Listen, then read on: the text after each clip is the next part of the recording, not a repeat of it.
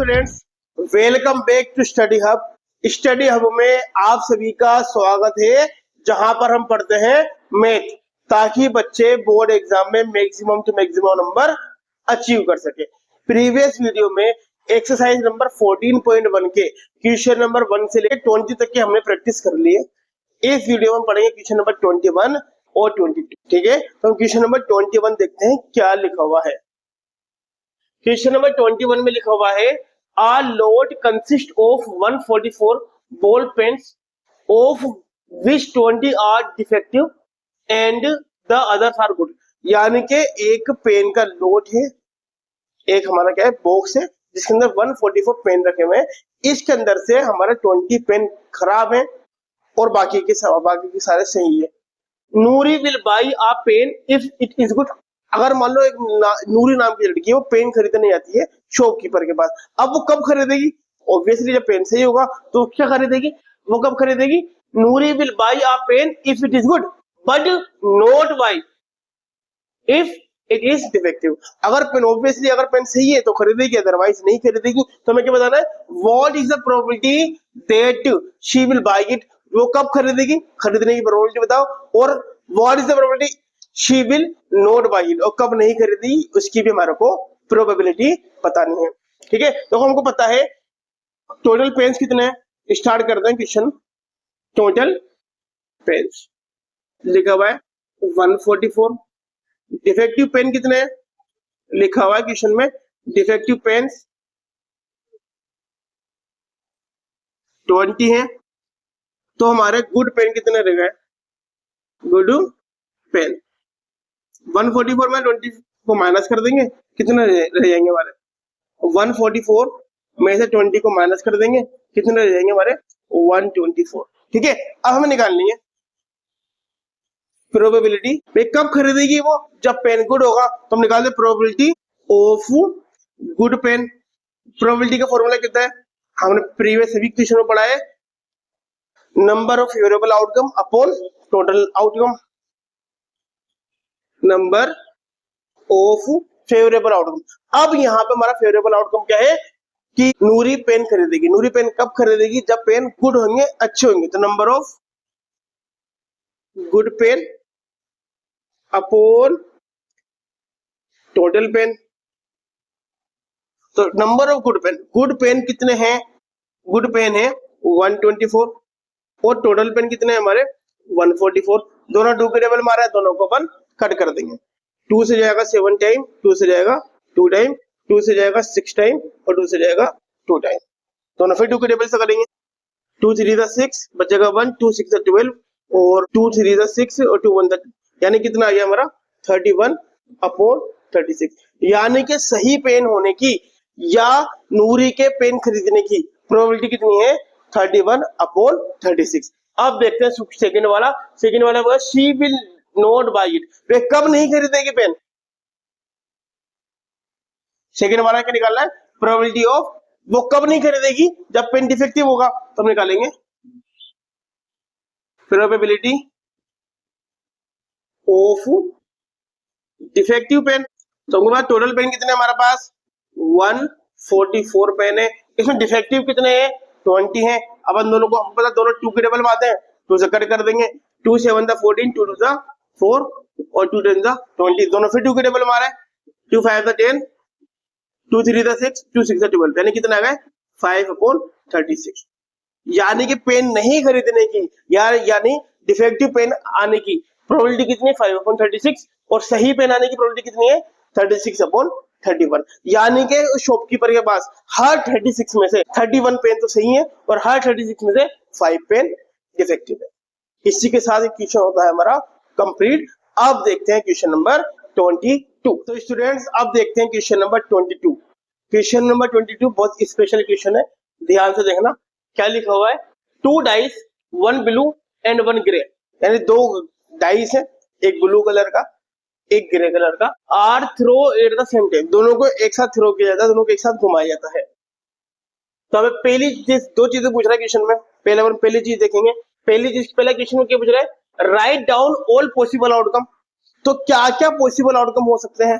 ठीक है, and complete the following table. और ये टेबल दी है इसको कंप्लीट भी करना है। ठीक है, यानी दो डाइस को अगर अपन एक साथ घुमाएं तो हमारे क्या क्या पॉसिबल आउटकम हो सकते हैं, क्या क्या आउटकम पॉसिबल हो सकते हैं वो बताना है, और इसके बाद इस टेबल को कंप्लीट भी करना है। तो भाई देखो, अपन जब डाइस को घुमाते हैं तो हमारे क्या क्या आ सकता है, हमको पता है 1 भी आ सकता है और 1 भी आ सकता है, दोनों में 1 आ सकता है, पहले में 1 और दूसरे में 2 आ सकता है, पहले में 1 और 3 आ सकता है, 1 और 4 आ सकता है, 1 और 5 आ सकता है, 1 और 6 आ सकता है।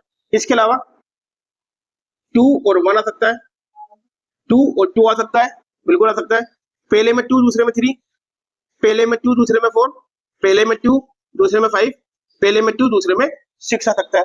इसके अलावा क्या सकता है, पहले में 3 दूसरे में 1, पहले में 3 दूसरे में 2, 3 and 3, 3 and 4, 3 and 5, 3 and 6। इसके अलावा क्या सकता है, पहले में 4 आ सकता है, दूसरे में 1 आ सकता है, 4 and 2 आ सकता है, 4 and 3 आ सकता है, 4 and 4 आ सकता है, 4 and 5 आ सकता है, 4 and 6 आ सकता है।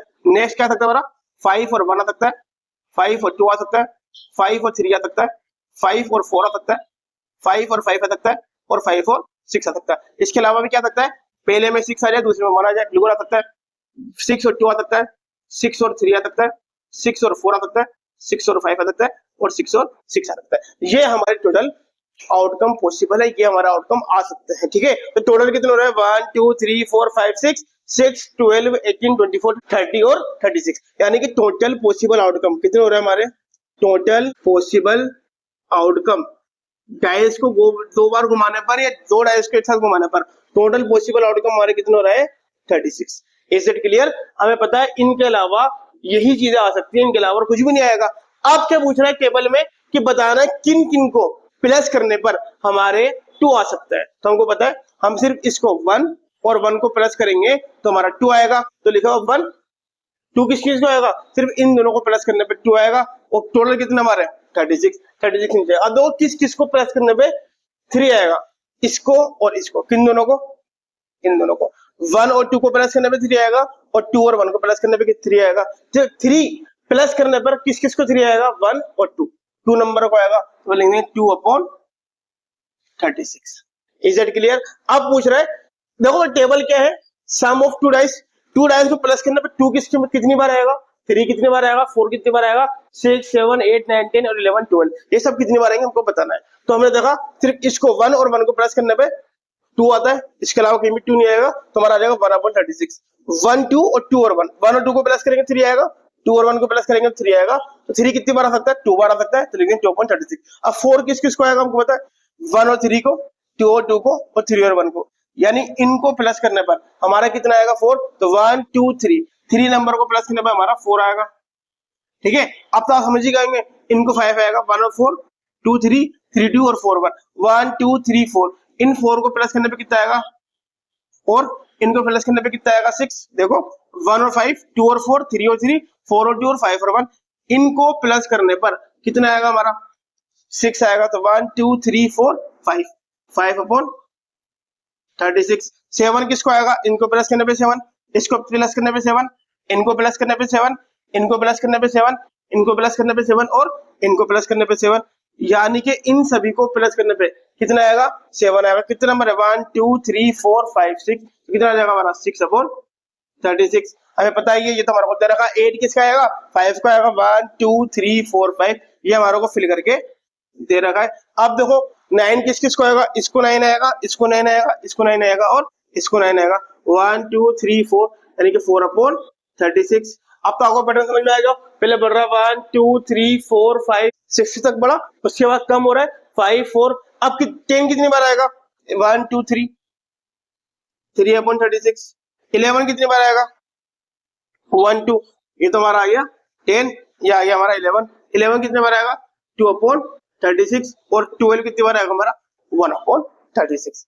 आई hope you all are understand, आपके क्वेश्चन समझ में आया है। हमने क्या किया है, डायस को 2 बार घुमाया, डायस 2 बार घुमाने पर हमारे टोटल ये प्रोबेबिलिटी आ सकती है। तो हमारा टोटल पॉसिबल आउटकम कितना है 36।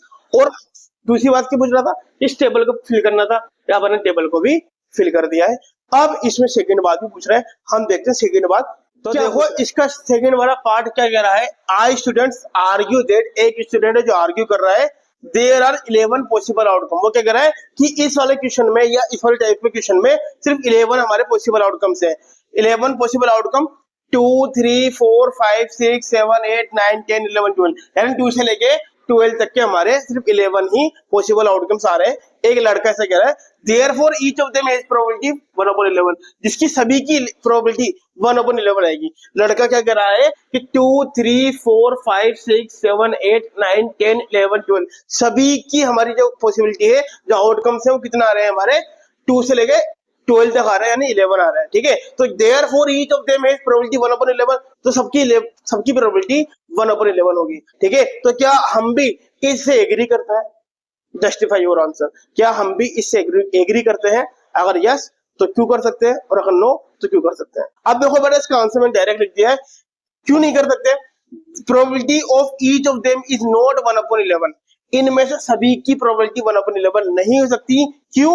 As these are not equally likely, क्योंकि सारे के सारे किसी नहीं है। मैं देखो इसमें कितना लिखा हुआ 1/36, यहाँ पे लिखा हुआ 2/36, यहाँ लिखा हुआ 4/36, यहाँ लिखा हुआ 6/36, यानी कि सभी के आंसर अलग अलग आ रहे हैं। किसी का लिखा हुआ 1/36, 1/36 से कैसा है, मान लो लिखा हुआ 2/36, हमको पता दोनों कट जाएंगे, 2/2 2 से कट जाएगा 18 टाइम। 6/36 देखो 6 से कट जाएगा 6/6 और 6 6 36, यानी सभी आंसर हमारे अलग अलग है, इसलिए हमारा डायरेक्ट आंसर 1/11 नहीं हो सकता। तो आंसर क्या है? डायरेक्ट एक लाइन में लिखनी है, probability of each of them is not 1/11 as these are not equally likely. सभी का आंसर 1/11 नहीं हो सकता है, क्योंकि सारे के सारे एक जैसे नहीं। इसी के साथ हमारा क्वेश्चन नंबर 22 होता है कंप्लीट। अब नेक्स्ट वीडियो में क्वेश्चन नंबर 23, 24 और 25 को करेंगे और इस चैप्टर को करेंगे complete. I hope you all are understand. अगर आपको क्वेश्चन समझ में आए हैं तो वीडियो को लाइक करना है, हमारे चैनल स्टडी हब को सब्सक्राइब करता है। मिलते हैं नेक्स्ट वीडियो में इसके रिमेनिंग 3 क्वेश्चन के साथ। तब तक के लिए आपको इसकी प्रैक्टिस करनी है। बाय।